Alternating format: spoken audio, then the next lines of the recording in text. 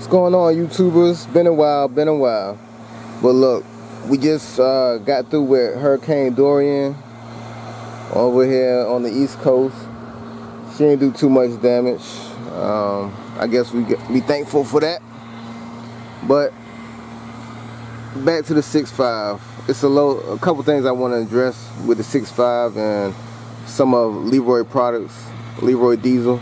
I'm not dissatisfied with the products. It's just things that you have to do to modify to use some of the products. Okay, I'm gonna start with the oil, turbo oil supply line. This fitting right here, you gotta save it off your old turbo in order to run the new supply line. Alright, then you come to the turbo. If you get the Super 54, the whole set 54, or whatever they want to call it, I don't know if you can see that, but if you get that, then you will not be able to run a regular boot with it if you're going to run the S&B cold air intake. So you're going to have to get a 4x3 reduced coupler. I got mine from Advanced. It's a Spectre. I got blue because of course that's gonna go with my color scheme. I still got things apart in here, so you know, don't be judgmental, but I'm just trying to help you along with some things. Alright, now next thing, that same turbo oil supply line, it comes down here right there to that 90-degree fitting. Okay, this hole right here is for your alternator bracket. Now you see how close that is to the bracket? You will not be able to put the bracket on without, hold on one second.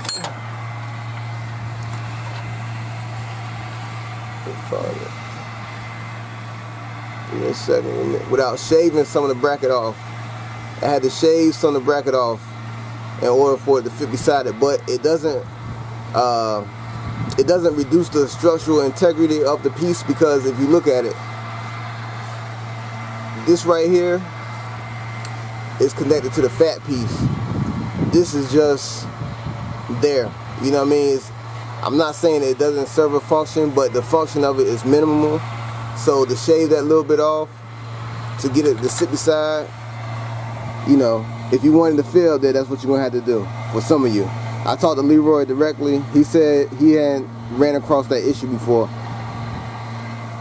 You may have, you may not. You know what I mean? I can't say, but I did.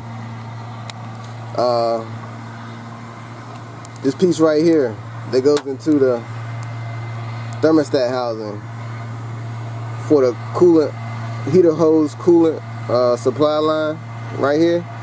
This right here from the factory, if it's leaking and you try to remove it, 9 times out of 10, it's gonna snap off on you, which it did for me.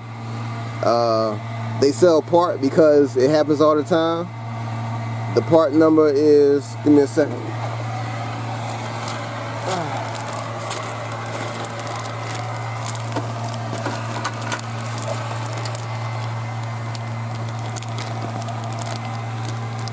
The part number is 62200, and it's called the heater hose coupler remover tool. That's what it's called. Let me get it out the bag. Hold on one more second. I'm gonna get a tripod one day, everybody.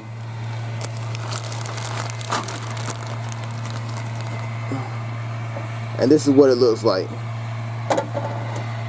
You mash it, you know, it has a flat part for you to hammer on. Now I'm gonna give you another word of advice. When you hit on it, make sure you hit it right in the middle, and you don't, because you'll make the sides mushroom, and it takes a 5/8 socket, ratchet, whatever, you know what I mean, 5/8. But if you mushroom it out, you won't be able to get it up there, and you'll just have to use the socket wrench, like I did right here, instead of putting the whole socket on. So I had to put the 5/8 up there, and then I double wrenched it, and I got it off, and it, you know, it did what it's supposed to do. They had to get their face back off that one, since the part breaks so much. the piece at least had to get the part out, you know what I mean? Alright, so I covered that. I got the water pump on, which I've been had it on. I'm waiting for the little fan. I got the fluid damper down here to replace the harmonic balancer. Then I got the Leroy diesel, the pulley for that. And I got some more parts. My aluminum radiator came in from Champion. Let me get another shot of it. It's a very fine piece. Damn, I must have hit it somewhere. But it's just a little mark, little nick. But anyway,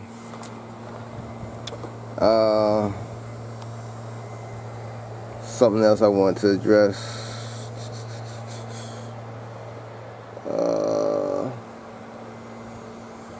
I can't think of it right now.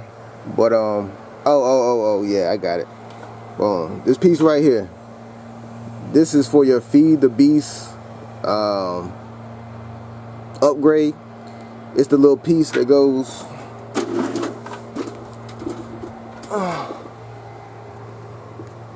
in this hole right here. Okay, now you notice I ain't take nothing else out. I'm gonna tell you how to do that without being too intrusive.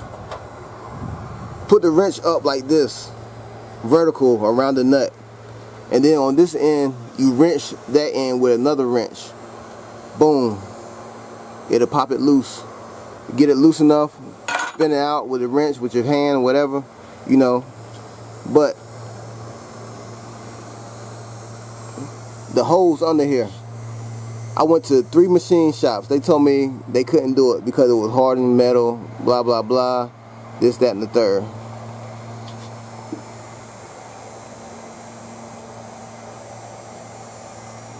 I'm trying to get it off for you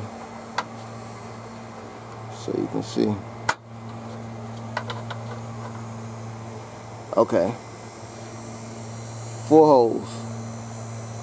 As you can tell, mine have been drilled out. I drilled them out myself. Word of advice, get you a carbide bit. I got a Bosch set. I had like 5 drill bits in it. I used the smallest of the 5, which is the 5/32, and I enlarged my holes. But compared to the first ones, I think that is suitable. I think it's going to do what I needed to do.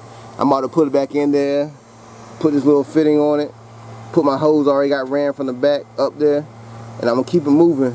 I'll update you with more as I put this stuff together, but a lot has been going on, hurricanes and work and all this other stuff, trying to get my business going, you know, so bear with me. Like I always tell you, I will not disappoint you. Stay tuned, like always, and I'll check you out later. Peace.